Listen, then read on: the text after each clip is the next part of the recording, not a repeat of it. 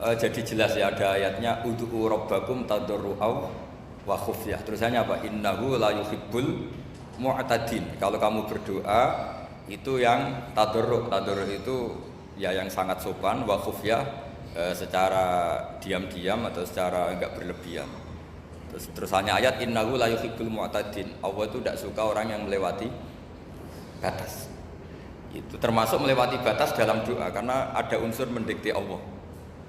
Saya memberi contoh tadi, misalnya kita sebagai cowok berdoa, ya Allah saya ingin punya istri cantik, sholihah, nasabnya baik, nggak pernah cerewet, nggak pernah apa, itu kan nanti nyarinya juga susah.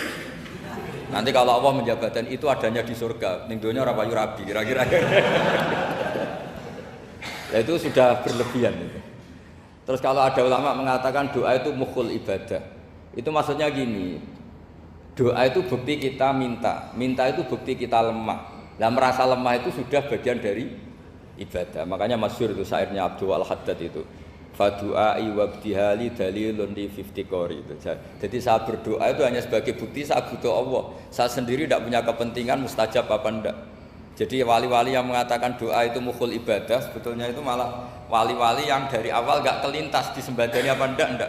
Butuhnya dia itu menunjukkan bahwa saya ini lemah. Buktinya posisinya minta. Itu yang dimaksud mukhul ibadah. Tapi kalau kita berdoa terus posisi kita protes, katanya kamu baik ya Allah, engkau baik, ternyata enggak juga.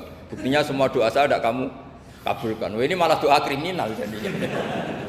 Jadi yang dimaksud mukhul ibadah itu doa itu bukti minta itu bukti lemah. Makanya ada syairnya Abdul Al-Haddad masyhur fadu'a ibadihali dalilun li fiftikor. Jadi saya minta engkau ya Allah itu bukti saya butuh. Jadi itu bukan dua hal yang harus dipertentangkan. Jadi kalau doa dikatakan apa? Ibadah karena di doa itu minta. Lah minta itu bukti merasa kita lemah. Berarti kita sa'il Allah mas'ul. Kita minta Allah yang kita mintain. Kita menengadah Allah yang berposisi memberi. Itu saja sudah cukup sebagai ibadah. Meskipun doa kita tidak mustajab. Karena memang tadi seperti itu. Kalau di ilmu-ilmu tasawuf itu apa ya, doa itu memang benar-benar sudah mukhul ibadah karena tadi perasaan merasa butuh sama Allah itu. Nah, merasa butuh itu, nah kalau kita berdoa merasa butuh sama yang kita minta, itu dalam ilmu tasawuf sudah kriminal, berarti kamu lebih butuh makhluknya. Misalnya begini ya, saya ingin punya rumah bagus, terus setelah punya rumah kredit saya utangnya banyak. Sebetulnya saya itu tidak pernah ingat Allah. Gara-gara utang banyak, kredit jatuh tempo, terus melibatkan Allah. Ya Allah, saya ini utang banyak ini, terus tolong dibayar. Sebetulnya saya itu ingat utang, cuma Allah tak libatkan kan gitu. Lah itu tidak akan jadi wali. Yang jenis ini tidak akan jadi wali. Saya ingin jadi dosen, melibatkan siapa ya nanya? Melibatkan Allah, terus malam-malam bangun melibatkan Allah. Itu artinya apa? Kamu itu lebih ingin yang kamu minta ketimbang ingin Allah. Kalau wali itu enggak gitu, kangen Allah. Terus tahu Allah itu zat pemberi, karena tahu Allah zat pemberi terus minta. Maka yang dikangen itu ya Allahnya dulu. Kalau kita kan enggak, punya kasus dulu, punya keinginan banyak dulu, baru ingat siapa yang bisa ya. Oh Allah. Terus Allah kita libatkan. Ya untungnya Allah baik, mau ramal utang bukan mikir, untungnya Allah tidak jawab itu.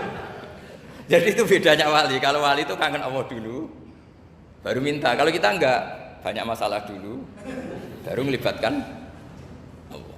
Nah yang jenis ini itu bahaya, kalau enggak disembadani mesti ngomel ya. Gusti katanya kalau yang minta kamu kabulkan, ternyata ini enggak. Nanti kalau Allah jawab, kamu itu tidak kangen saya, kamu itu kangen uang, kangen perempuan cantik yang kamu inginkan. Terus kamu melibatkan saya. Urusannya apa saya dengan itu? Pak, makanya tidak usah nuntut karena awalnya sudah salah. Ya saya kira itu ya. Jadi ada ayat apa? Ud'u rabbakum tadarru'aw wa khufyah. Terusannya apa? Innahu la yuhibbul mu'tadin. Itu di semua tafsir dikatakan Allah enggak suka orang yang berlebihan dalam doa. Berlebihan tadi, misalnya minta sesuatu yang terlalu besar, atau permintaan kemarin saja lanu addi syukroh, kita tidak bisa memenuhi mensyukuri, sudah minta lagi. Misalnya seorang jomblo, targetnya kan asal payu nikah, tapi setelah nikah bayangkan istrinya sholihah, tidak cerewet, itu kan berlebihan. Hilang status jomblo saja belum kamu syukuri kok sudah minta yang macam-macam. Jadi harusnya kan syukur dulu ya. Sekedar laku nikah ini kan ada syukur yang harus, seperti jadi dosen juga gitu. Sekedar jadi dosen harus kita syukuri dulu karena menjadi kita tidak nganggur. Itu kan satu harkat sosial yang luar biasa. Jangan tahu-tahu sudah hari kedua cari intensif, cari ini itu, syukurnya aja belum sudah kemana-mana. Lah itu sudah mu'tadin, sudah melebihi apa? Batas. Ya,